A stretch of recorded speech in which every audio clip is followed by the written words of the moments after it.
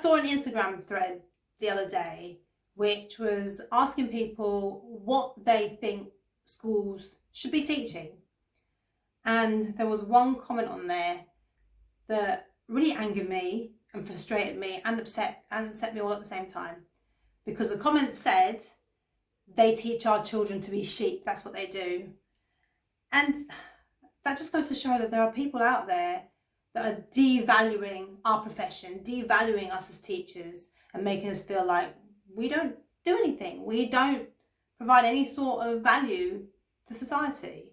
And that's unfair. Yes, we have to teach students to follow rules. We have to have behaviour management systems in place so that our students can access the learning and make progress and develop their skills and achieve great things without being disrupted in lessons. We have to. And that's not just about having consequences. We also have to adapt our teaching style, adapt our instructions to meet the needs of every single student, so that they're not struggling in our lessons, so that they're not left behind, so they can access the content.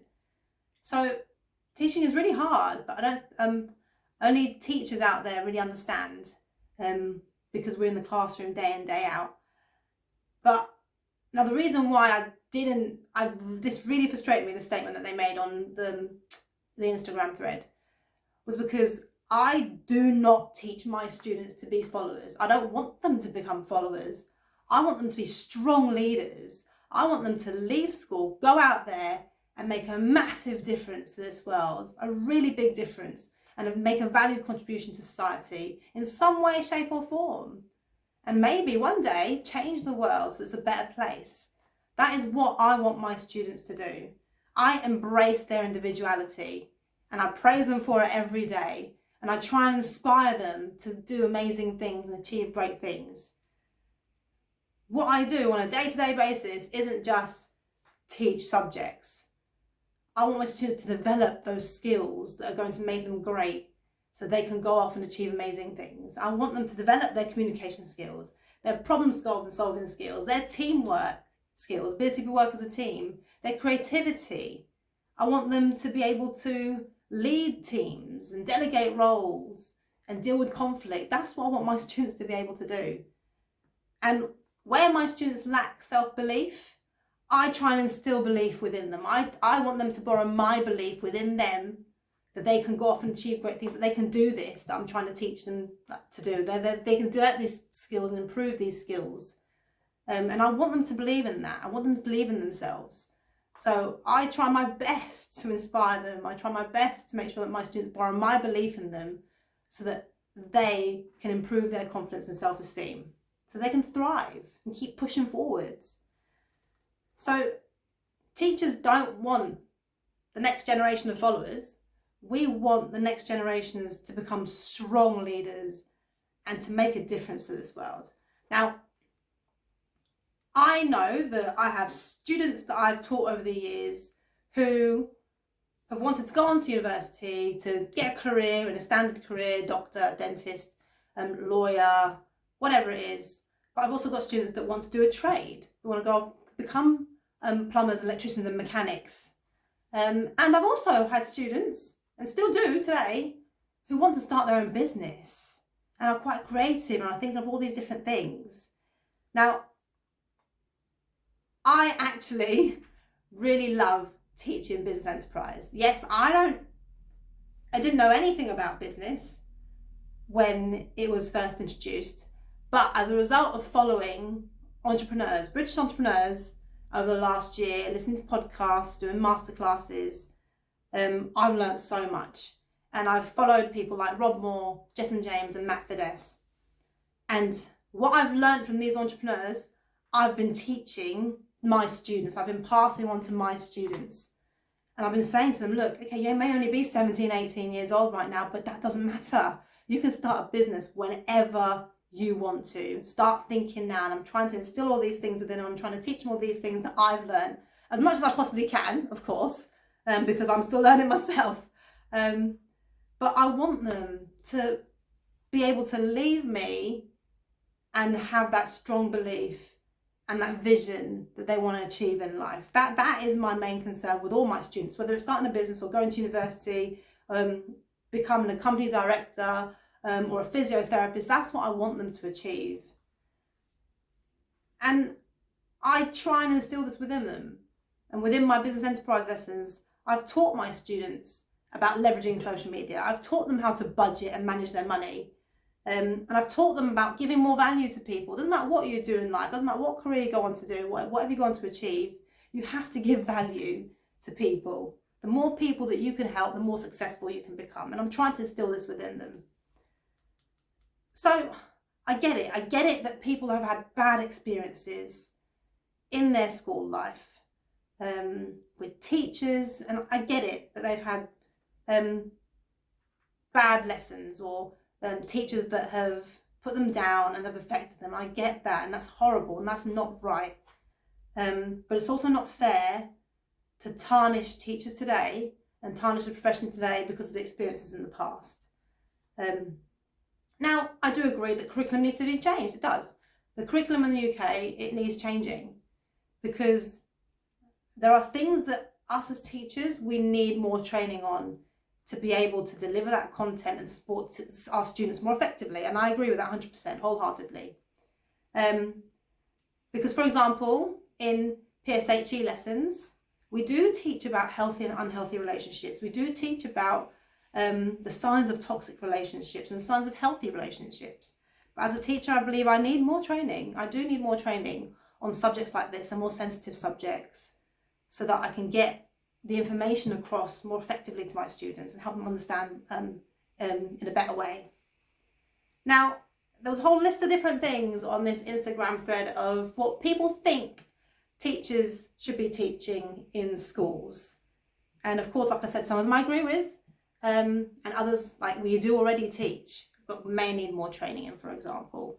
So for example, how to read an analog clock. We teach that to students. I currently teach in a special needs school, and I teach functional skills maths, and I teach my students to read an analog clock and a digital clock. And every time they ask me, what time's lunch, how long until lunch, I get them to look at the clock, and I work with them to try and work out the answer, because I don't want to keep telling them what time it is. They need to be able to read an analog clock. All students across the country should be able to. So that's something that we do teach in schools. Someone commented we should be teaching students how to use a calendar. Okay, fair enough. I don't teach them directly how to use a calendar, but we do talk about days of the week and months and how many days in a month, how many days in a year, how many hours in a day. So we do talk about those sort of things in functional skills maths again. How to make a plan and organise things. Again, I do this within my PSPD and PSHE lessons. I talk about how to organise your day and how to have a plan in action for the future. And we talk about future goals. And how to organise your things for the school day, so you don't forget things, forget to bring things in. Now, they also said that we should be teaching students how to budget, which we do more of nowadays. I don't think I was ever taught how to budget when I was at school, if I'm honest. But like I said, I do it now, especially in my business enterprise lessons, to support students so that when they're earning their own money, they'll be able to budget and have some sort of budget so they're not living beyond their means. Now, something that I definitely think teachers need more training in is teaching students how to invest. No one ever teaches students how to invest. I was never taught that at school or even by my parents growing up. And I think that's something that's quite vital, especially in times of inflation and recession. So I think that is something that we should as teachers be able to teach our students in some way, shape or form. Now, I'm not saying that teachers have to teach everything. We can't do everything. We have specific curriculum that we have to follow for our own subject. But within these PSPD lessons, PSHE lessons, we should be teaching students these different things so that they can be supported in the future. So they've got some sort of basic understanding that they can then go off and maybe do more training on, learn more and try and find more information about, so that they can then incorporate this into their lives. Someone also mentioned that we should be teaching students how to deal with conflict.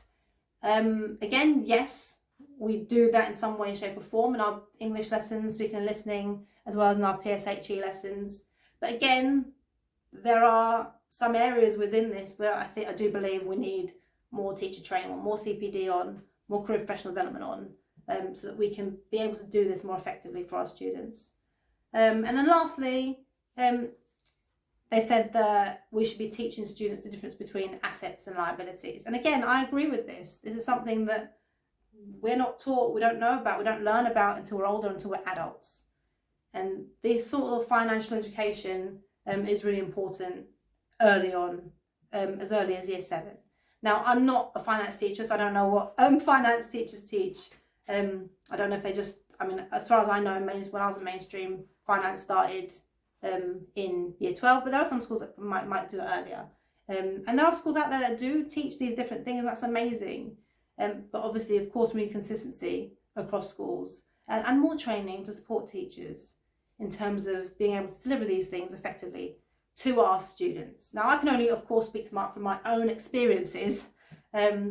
So let me know in the comments your thoughts on anything that I've said today, and your experiences on feeling devalued, or your experiences on being praised, and where you've incorporated something into your school that hasn't been taught before, and you are the lead in that now. That'd be amazing. Just comments on what you've done to inspire your students, and also comments on how you think our curriculum should change in the UK so that our students can get the best of both worlds. They get the best in terms of delivering their knowledge and understanding of subjects they want to go off to achieve, go to university and do a career, but also help them in terms of starting their own business, or budgeting, or finance issues, and being able to invest, and understanding what assets and liabilities are. So how could our curriculum be changed to better suit our students?